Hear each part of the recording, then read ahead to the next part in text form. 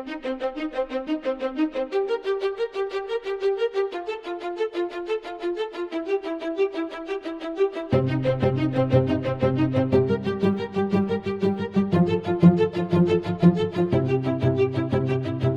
everybody, it's roughly Saturday, August the 17th, 2024. This is How to Restart a Church, a podcast about how to make church happen and how to make church happen again. I'm Pastor Trey Comstock. With me as ever is Pastor Emily Larson. If you're watching the video version, you will understand why the audio sounds really different. This is our first on-location shoot, or our first on-location recording. We are here at Sanctuary Games and Comics in Oklahoma City to learn about an amazing thing. And so I want to throw now to our very special guest why we are in Oklahoma City, why I drove from Amarillo to Oklahoma City to Houston this week. So I want you to just introduce yourself, and give us the kind of elevator pitch on what is this thing. All right, yes. My name is Nash Carey. I have put together a concept of blending ministry, but also an opportunity for people to bring revenue and generate exposure for a church. And that's through the comic book store / ministry outreach for the neurodivergent that we have with Sanctuary Comics and Games. So what? I love comic books, so this works for me, yeah. Right? I probably fall, as a person with a lovely case of ADHD, I probably even fall, other than I am already overly churched, I fall roughly within your target market. Right. Of neurodivergent, loves comic books, sometimes skeptical about the world of church. I think that might be a larger pool of people than we know. Yes. Absolutely. It's nice to not be alone. So, what specifically drew you into this, comic books plus faith community? Like, how did you and your own journey get there? Well, for one, I'm a huge nerd. And when I say nerd, not only is it the identity, but I also shorten it as the term of neurodivergence. Yeah. So being that I am, and I did not even know that I was neurodivergent until later on in life, I just kind of followed a certain path of being kind of drawn to things that made certain sense to me, like Dungeons and Dragons, World of Warcraft. Mathematics and life seemed to work pretty well. I could keep a stat card of myself. I'd be wonderful. I'd feel I really understood myself that way. For me, if the world worked like The Sims, I would never have any personal management problems. Right. Bingo! So when I started to realize that all these people out there kind of have a similar theme, that they find ways to kind of understand life on different terms, sometimes through escapisms of like the World of Warcraft or sorts of MMO RPGs that we can end up with pizza boxes and Coke cans as our world begins to narrowly define as we spend 14 hours sometimes on that game. It happens. Yeah, it does. From time, it can be really a place, because it offers a place of sanctuary. It's in community. And I started noticing that along the way when I was in those communities, suffering from my own PTSD. Yeah. I'm a combat veteran. I had some difficulty when I was coming back from Iraq. Yeah. And I just was isolating, but I found that world full of other neurodivergent people. Yes. Though that world was always ready to help. We could slay dragons together until 3 a.m. and we could share experiences, our lives. I got to know all the people I played with, families, kids. It became a center for everything. When COVID happened, I was like, I remember being locked into my room 15 to 20 hours a day playing this game because that was the only place I felt safe, secure. Yeah. I wanted, and I remember thinking all these people are going to need to transition back to regular life and stuff like that. Yes. Why not find a community in this comic book sort of escapisms already sort of place that can be the facilitator of bringing everybody together? Totally.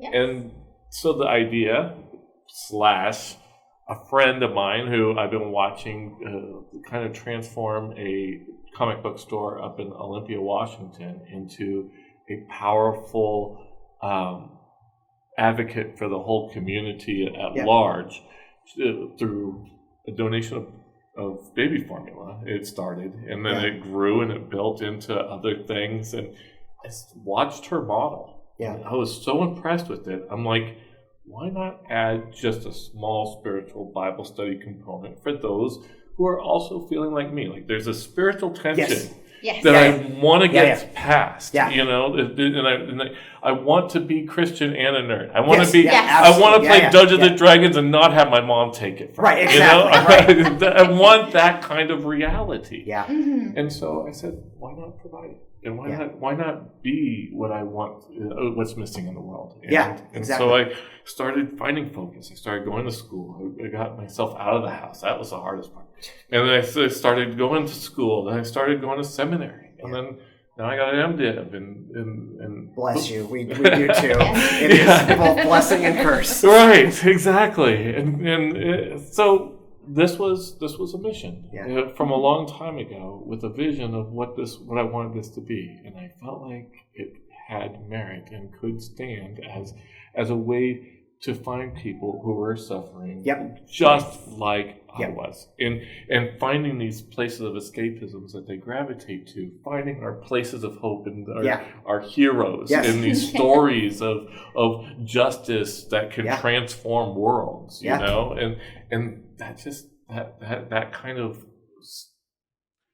of cataclysmic, sort of revolutionary, sort of wonderful, you know, power is the transforming power of God. And being able to bring that into this spiritual space and being able to have these things exist in a comfortable area is what will allow for our neurodivergent people to begin trusting and loving in the Lord again, because they can feel that spiritual tension begin to melt. Well, and it gives that that meaning, like it lowers that barrier to entry. Yes. Right. You know, I think a lot. You know, we happen to currently lead a very large box steeple church. Yeah. And what I often say is the people for, you know, our generation, like the people who have found us already, because most folks don't know that this is a space for them. Right. We have all this great theology, we're Methodist pastors, like we have this great Wesleyan heritage of, well, of course, it's for everybody, right? Everyone. You know, but who knows it? But who knows it? Exactly. And the barrier to entry of this space and this world and these symbols and this church language that doesn't feel like theirs, right? If you are, an average person who grew up, average nerd who grew up with comic books and World of Warcraft, Azeroth is much more real to you than first century Palestine, right? And so you come into a world that's even all the symbols and language are first century Palestine, when all of your symbols and point of reference are Azeroth. I think this creates that really interesting, like, oh, I know what a comic book store is. I feel comfortable in that space. Oh, there's this other piece to it that becomes a much easier onboarding point. Right. Timothy Keller once said that it's our front porches that we need to be able to have those discussions on. Yes. And a lot of other theologians have talked about third spaces. Third spaces is essentially what this is. Your first space is the place that we have at home, where we are in our normal, genuine, true selves, but we're in the private, right? Our second space is our work, where we are a functioning member of a team, but not entirely capable of showing our true oneselves, right? The third space is the place that's both public, but a place where you could be your true self. Yes. And because there are so many places where the neurodivergent can't be their true self, this is that one place where they can slay the dragons, kill the goblins, beat the trolls. Wear the anime cat ears, whatever, right? Exactly. And I think particularly, or at least in my experience of nerd spaces, right? Like some of that being able to do that little bit of performativity of the performativity part of the interest, right? Right. Yes. I think of, Comic-Cons and Ren Fairs and, the cosplays. My most expensive set of clothing I own is my Three Musketeers costume. Right. Like this is a very real, grown-up choice that I made. And to be able to come into a space where, because you assume, if you are, anime cat ears is just a real low-hanging fruit, but if you are a person for whom your true self wears anime cat ears, you're probably not thinking a church or a lot of third space options are going to be welcoming to you. But a comic book store with, a focus on comics and games and nerd culture is that you can be that. And it allows a group that often, gets derided and mocked. And that's why these spaces are so important. A church can engage in those kind of spaces. Bingo. And it wouldn't have happened if I didn't put that first model together. And then with that's when Pastor Elaine Robinson, she saw what we were doing here, and she said, well, Nash, can you consider putting one together for us? And all of a sudden, instead of having all the compromises that I had in my original vision, because I was trying to do it by myself, which is hard, impossible, I have now had a team and a congregation and all people who are just driven toward the same cause together. And it was a beautiful experience because this was not one of those things where you get a whole bunch of people who get involved who have to be smarter than the next person, or another case where somebody might have a power struggle and a bicker. This was all people just kind of sitting together, bagging board in comics, having conversations, relating to each other, talking to each other, sometimes for the first time from what I've heard since COVID. Wow. It's this kind of connectivity that really brought people together and inspired, them as well as re-inspired me, because I was thinking, man, is this really going to work? That I have this ability? It might make sense on paper, but it's not making sense in all ways, And this opportunity gives me that chance to really make it, inside a fully functioning model. And we're already starting to see the way that it can interact with the community. Other places of engagement like libraries and other places of engagement like even places you wouldn't expect. I won't even list them right now, but places you wouldn't expect are trying to find ways to get involved with this ministry. And wonderful. And it could be as easy as hey, can we buy the coffee for your store to hand out free coffee?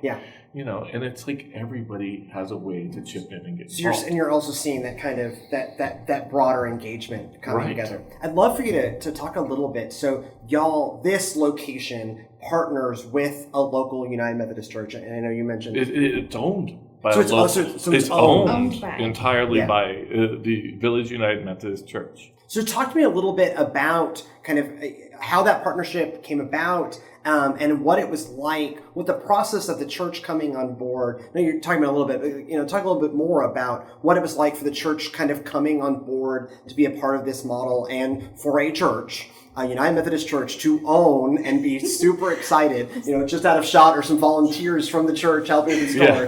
And so being super excited about the owning and running of a comic book store. What's their origin story? Okay, so this origin story couldn't be complete without actually telling what was kind of going on with the first store too. So I came in to St. Paul School of Theology as a Presbyterian. I was going through trying to basically seek ordination and seek a way to bring this ministry model to them. Unfortunately, through the process, they left me high and dry right as I began the process and started the investment of things, and it really made me have to adapt to what I was considering to do. I had to essentially develop a whole congregation to go with the store, from the store. And because that was something that this group, especially Dr. Robinson, witnessed, because she was also my advisor at St. Paul School of Theology. It's helpful. She saw the validity in it, and through years of being able to build that trust with her congregation, she introduced it to them. And at first it was like, no, probably not going to do this. Yeah. But then a couple of days later, it's like, well, Nash, let's look at what a business plan would look like. Mm-hmm. And then it was like, okay, well, maybe we can make money, maybe we can't make money, but we can definitely do some good. Yes. Yes. Yeah. Okay. You know? Yes. Yeah. Uh-huh. And that got everybody really inspired because the everybody took the we gotta somehow make money on this project, or we gotta somehow turn people into Christians and bring them into our church. All that kind of got washed off the table. Yeah. The same language that other denominations and other congregations were trying to create, which was, how do we get to discipleship? All these other things, which are in our program, but it's not a turnkey marketing system like some of these places are looking. It's not it's not open comic book store and all of a sudden, in United Methodist World we track professions of faith. This is one of our we're not going to be key metrics, baptized. right? But it is this much more I use amorphous but for a positive, right? It is much more amorphous. I use the phrase meaningful points of connection. Right. You're building meaningful points of connection. And then blessedly, from a theological perspective, God's the one figuring that out, not us. Bingo. Right? Like, the disciple-making process has a heavy dose of God doing the real work. Right. But when you open these doors, particularly when you open these doors to communities that are underserved, essentially, who feel excluded or disconnected from the church, you open up that space. By the way, you make that space really good. Yeah. It helps that it's a good, again, good vibes. It's good vibes, right? It's good vibes. I love a good comic book store. I travel a lot, and I'm always have a good time checking out comic book stores around the country. And I walk in this one and go, we found another good one, friends. Like that. We don't necessarily know what the end result of that will be, but it is a really faithful process of opening the door to those meaningful points of connection. Right, exactly. So I love that you have created space for community, space for found family, which is the thing that so much of discipleship hinges on. And I love that your origin story starts with the idea of, yes, this is a comic book store, but this is ministry, right? Like this is very intentional, very spiritual, very much lowering that threshold for people to get to the theological questions or whatever. Is there a way that you have been intentional about just introducing it organically into this environment to make people comfortable with seeking spiritual things here? Oh, that's a very good question because, everybody, there's, people, Methodists, they like to have a method. Yeah, yes. Right? Oh, 100%. It's literally and that started out as an insult, and we just ran with it. Us being us, we ran with it, right? Yep. Yes, we do. Mm-hmm. But the honest to God truth is, we're dealing with neurodivergence, which really means neurodiversity, which now means you got to throw that method out the door, and then you got to find a way to connect with each person. Yeah, and sometimes I find that the easiest way to do it is kind of like that old Blockbuster video employee that you really begin to trust to provide that video for you. They do the same thing with comics. Yeah. I can ask them, what are you reading? What are you this? What are you that? For they're opening up their preferences, their tastes, their this, and then they start opening up their life. Yeah. And from there, you start to get an opportunity to make change, help people figure things out, and help them also with some bibliotherapy through their comic books reading. I don't know how many times I say, what, you could read this, and then come back with tears in their eyes. Thank you. It's a wonderful experience when you know what type of things can actually do positive in people's lives because they let you. And you can't get that if you're instantly going to Jesus told you to. Have you met Jesus Christ, your Lord and Savior? Right. Knock on your door. Hello, friends. Friends. Have you met Jesus Christ as your Lord and Savior? By the way, I'm going to hug you, a neurodivergent person. I'm going to hug you now. Right. These are my nightmares. Exactly. It's so invading. It's assimilative. Yes. There's nothing about that says love. Yeah. There's nothing about that. Yeah. So we show them the love first. We show them that we're going to get to know them. We pay attention to them and provide over-the-top good customer service. Yeah. I'm texting my people, hey, your comic just came in. It's a little bit bumped on the corner. You want me to order another one for you? Yeah. And they are like, no comic book store does that for me. Right. You guys Right. really care. Yeah. Yeah. So it turns out loving people. Yes, Love people, right. take care of Loving people. Yeah. I also, I hadn't thought about this until this moment. There is, because comic books also have a regular rhythm, right? Yes. Right. New comic books are coming out every week. Most of our folks listening to this do not understand how comic books work. So I'll give a little bit of background of like, okay, so comic books come out, generally speaking, not always, come out once a month. So you get a new book in a series once a month. And so like the comic book store that I go to, Third Planet in Houston, I'll co-sign them all day long. Good job, guys. I am required, I have a subscription there. I have to go in once a month. So I have to go in at least once a month, but there's a book I'm really excited about. I might go in a little, more than once a month. And so there is that, like, particularly when you build that regular, like that regular group who knows you really care about the things they care about, you are more or less guaranteed to see them on a regular basis because of just the rhythm of comic book production. Bingo. And there was like a gentleman that just recently had heart surgery at my store, and I was doing my job to make it kind of get a welfare check on him. And not only was he coming in, but I'd call him and say, hey, your comic book is piles, you got a couple, let me bring them by. Yeah. Giving him that extra touch, I mean, it doesn't hurt to be a human. Right. It doesn't, it's not hard to do that little extra real true service to another person and care, So, if you wrap that into customer service at the first part, it can become a larger process in the later part because people will trust you. Because you've built those authentic relationships. Right. And for folks for whom like comic books and the stories and are a big part of their life, having that person with that common point of connection that then shows genuine care, then parlays in something else. I think so the comic book store I went to when I lived up in East Texas, which is down from here, up from where I currently live, geography. It was the day lockdowns were being imposed in 2020. And it had been like 3 weeks since my last confession. 3 weeks since I'd last picked up my books.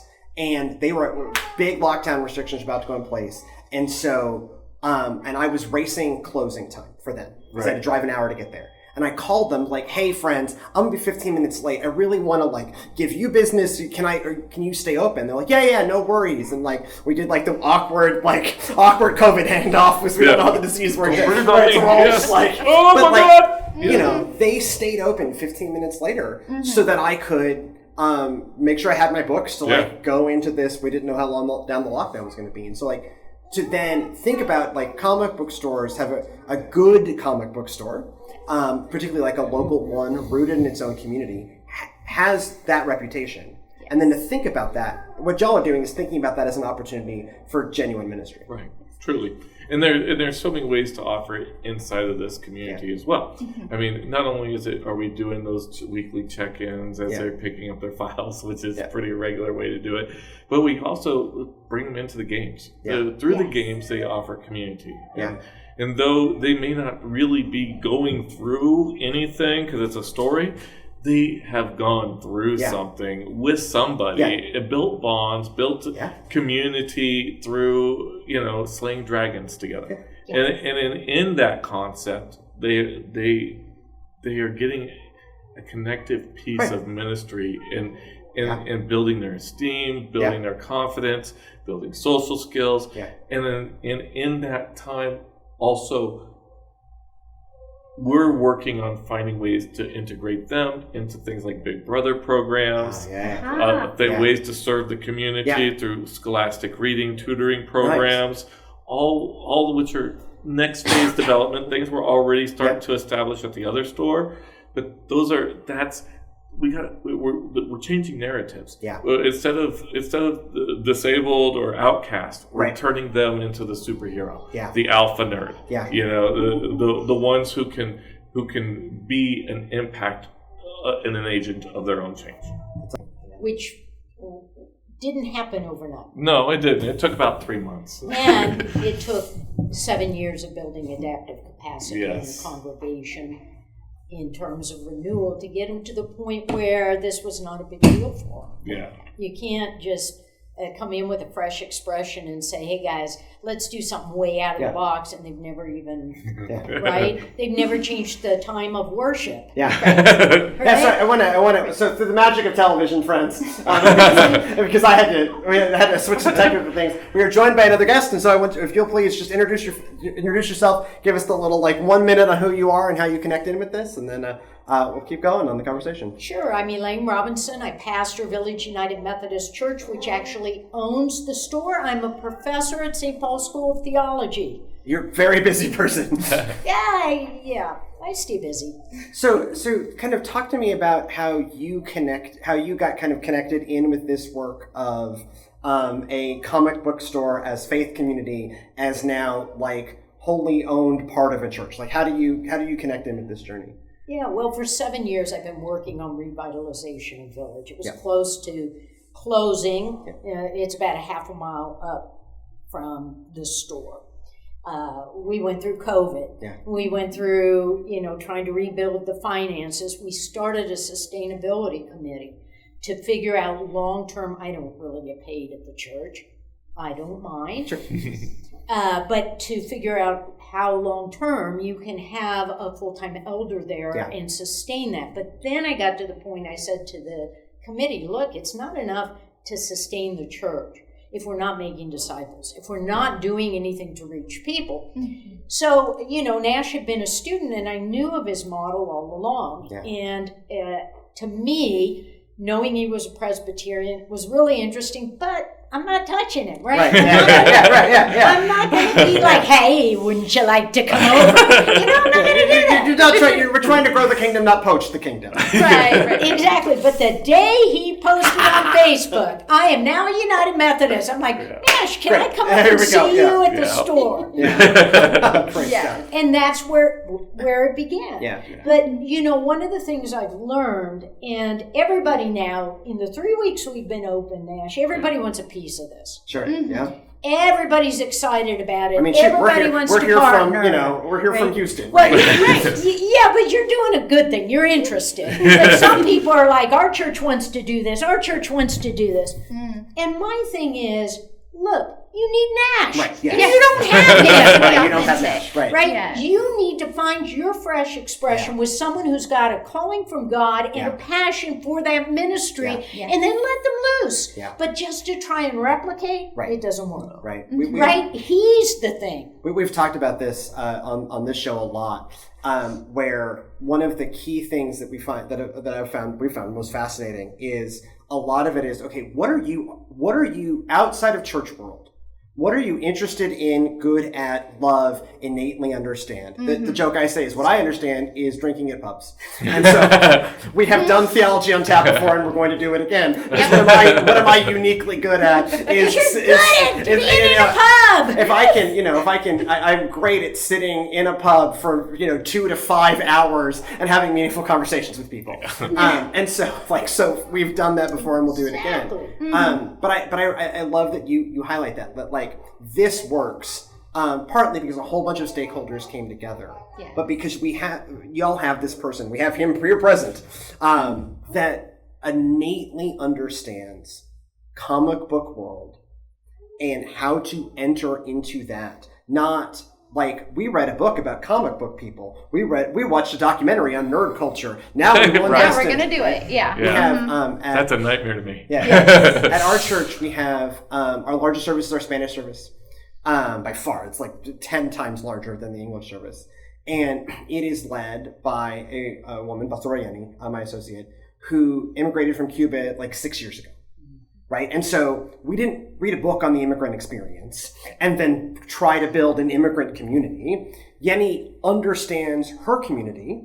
And then we have, now the majority of our staff are immigrants themselves. And so,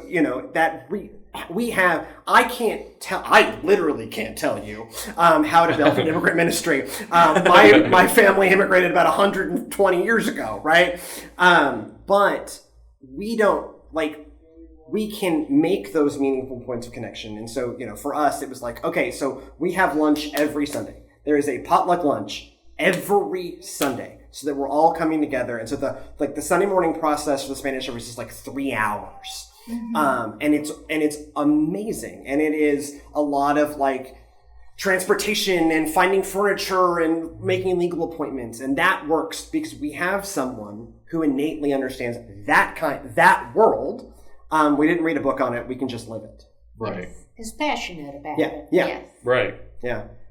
That's how it works. Yeah, and I guess some people could be gateways and portals to particular worlds and minds that other people can't be.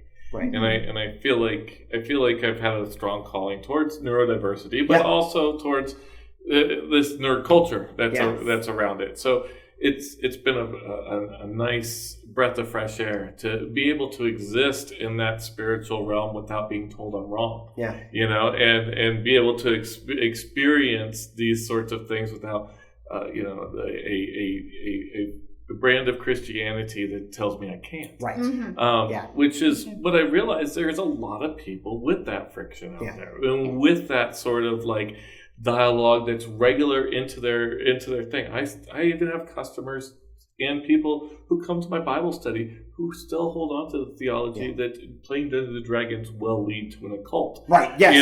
And Magic the Gathering with evil. Right. Yeah, Exactly. I mean, the satanic panics of 20 there. and 30 years ago stay with Right. us. Exactly.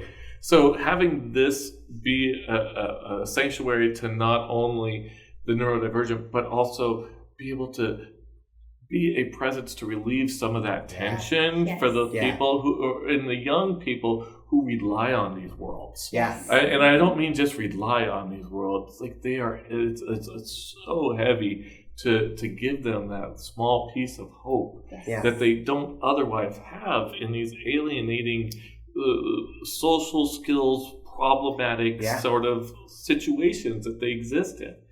And to take that away from them, to try to just neurotypify them. Right. Which is what the whole world is trying to do. Yes. Every place out there. Conform. Right. By the way, if you look at the early disciples of Jesus, they were a very divergent group. Right.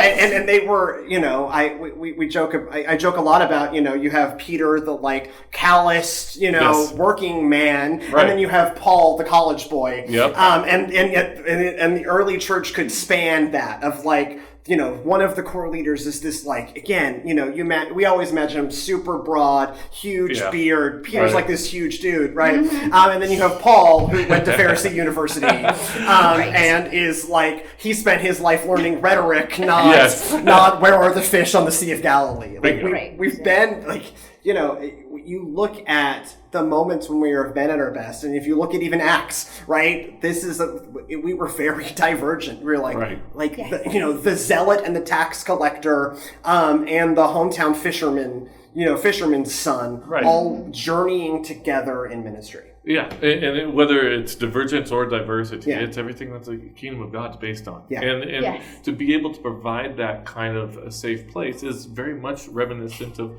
things like our Samaritan parable, which puts all the focus on the guy who saved the half-dead man, but forgot to put the focus on the innkeeper who took that half-dead person and helped bring that person back to life. So those safe places are the places also right now in the Bible, part of our theological context, but not getting the strong theological focus that this place can offer. Because what we are is bringing those spiritually half-dead people into our community and revitalizing them with some of that tension and making it go away. I hear so many things that people say you can't be LGBTQ and Christian.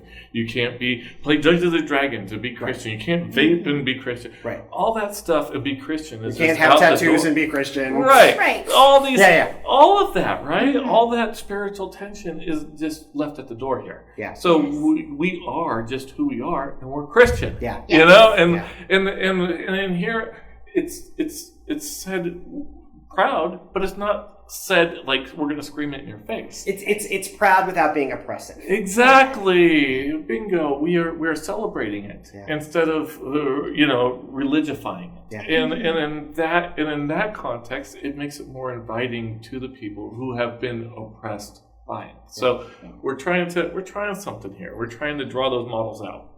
And I would say that you have a church in Village that we've put love first. We prioritize love. And on top of that, when disaffiliation came around, we said, we're not going to have these conversations. We're just going to do the work of Jesus. Yeah, let's just focus on that. Let's focus on the thing we want to do. And we did, and that leads to this kind of thing where you're not fighting about theology. You're not, in conflict as a church. You get this idea and you think, yeah, this guy can be our minister of community engagement. Yeah. Let's get behind it. Yeah.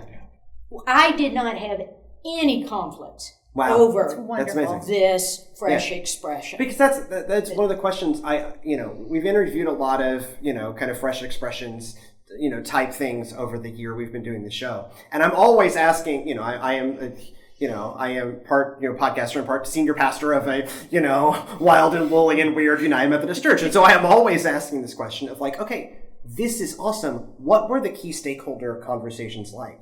And it's wonderful to hear that, like, they were like just a really healthy, like, this is the good kind of strange. Yeah. Well, the only real conversations, and understandable, were about the financial commitment. Absolutely. And we did it in a way through donations, through some grants from the annual conference that would allow us not to tap into church finances. Right. Okay, that's good to know. So there's risk. But here's the other thing I said to this congregation. Listen, is there risk in doing this comic book store? Of course there is. Absolutely. But then I say to them, is there risk in doing nothing? And they're like, that's great risk. Yeah. Right? Yeah. Amen. Let's go. We kind of know the results of doing nothing. We do not know the results of any of these things. We don't know if this is gonna hit or not. There are plenty of wonderful ideas out there. You try them, they don't work out, and then you move on to the next idea. And that doesn't mean you shouldn't have done that thing, because the whole point is to be not holding still, to no longer be holding still, to find a way in the world that says, okay, look, a lot of people, maybe now statistically most people in this country, don't think they belong in our space. Right. That is just a fundamental statistical reality. And as the kind of baby boomers and silent generation, greatest generation, kind of join the next phase of their heavenly journey, shall we say?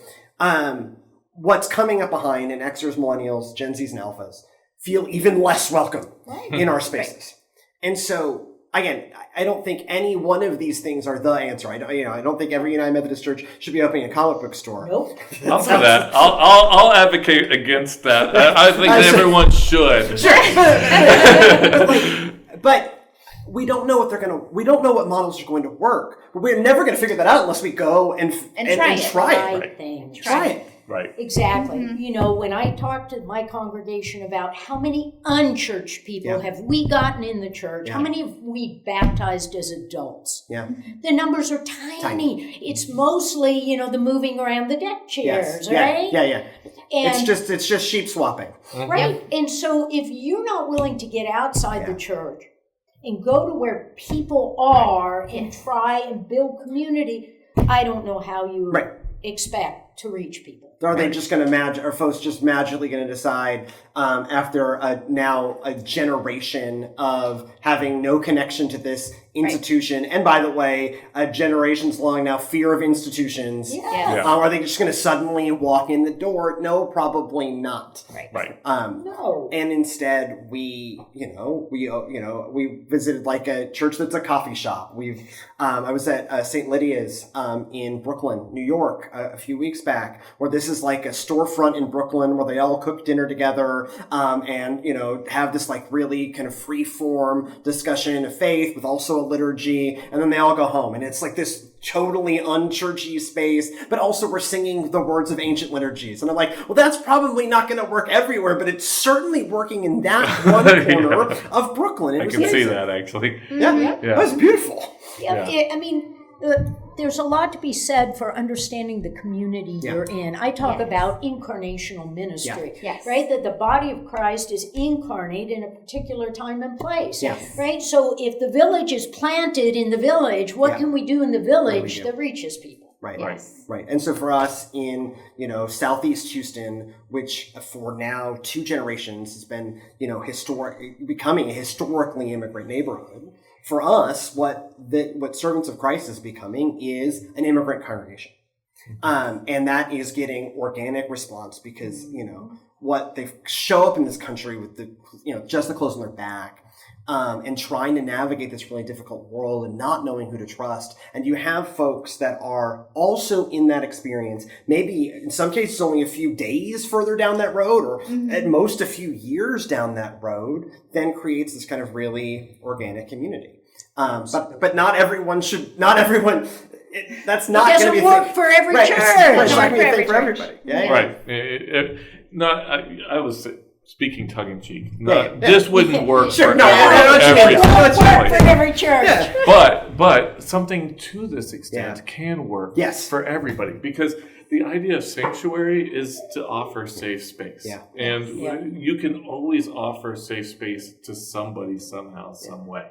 And that is just by being concerted or concerned.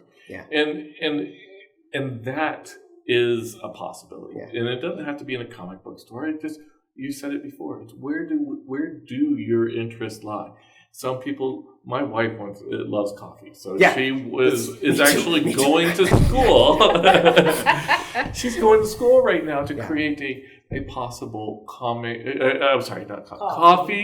and counseling. Oh, awesome! Sort of venue. So you people who can do everything from AA meetings to other sorts of groups, as well as individual counseling, right there in private other sectional rooms inside of one large coffee shop that works also like a community. So it's like they do community involvements and events themselves. Well, and the I don't know who told this joke, but it's true that the coffee pot in an AA meeting room has done more to fight addiction than almost anything else. Bingo. It's that intersectionality one more time, and it can be in a CrossFit gym. It could be in all kinds of different things that we're starting to realize that go together well with ministry.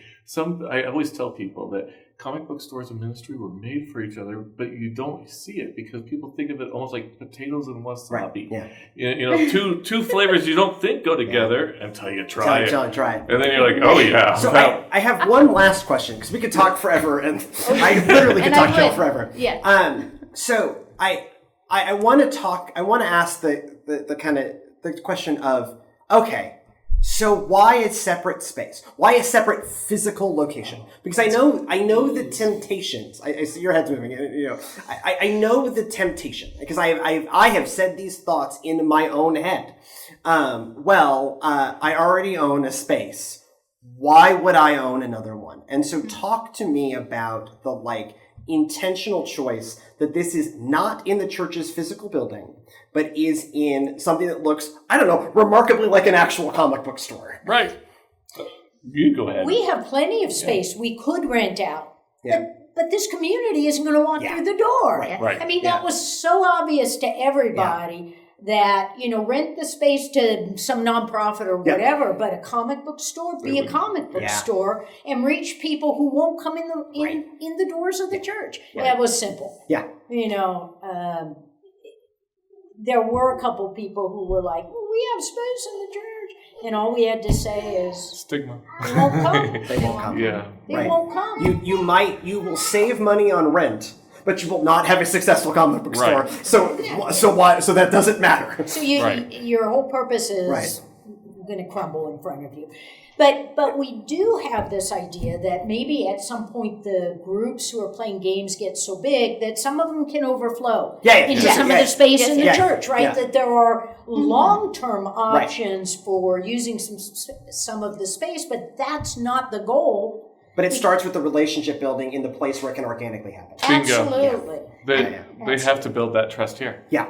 Before they can decide, hey, look, you can invite me to church. Well, even if it's really inviting you to church, play Dungeons and Dragons, you better have already built that relationship. Right. And we don't even know if the worship service will ever be connected to the Who worship knows? service. Right, exactly. It may always be in here. Right. But the point is, are you reaching people for Christ? Right. That gets to like the first principles of it, right? The first principle is not get people into a physical building. Right. If we go back to the first early church, they had no physical buildings. They're meeting in Philemon's house, right? Yeah. Like, it's houses, it's in the agora, it's in tombs. We didn't have boxes. And so we weren't worried about getting people into boxes. We were building relationships with each other, building relationships with God. Exactly. And that can happen in wherever space feels organic to that community.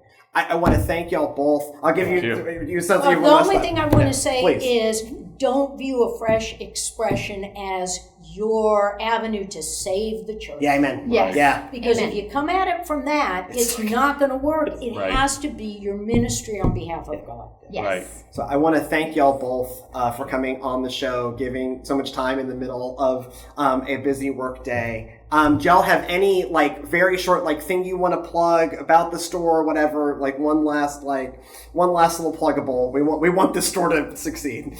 Well, we just hope that you take a few moments to come on down, meet us, see us in person, because there is so much here that is only in these four walls. But if you come in and see us in person, you can get to know us a little closer and get to see the store in a whole different way, as well as our ginormous sign on front. So we want to see you in person as well.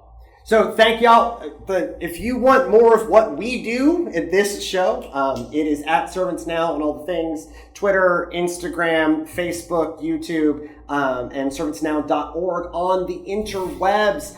We'd also love to know your thoughts. Have you had thoughts on Fresh Expressions? Or do you also love comic book stores? Email us, thegoodnessofgodpod@gmail.com. That is thegoodnessofgodpod@gmail.com. Help us help you. Like, comment, subscribe, share, leave us 5-star reviews on Apple Podcasts. All of that helps this go further, and this show, in its own weird way, become more sustainable. Go in peace to love and serve the Lord. We'll see you next time.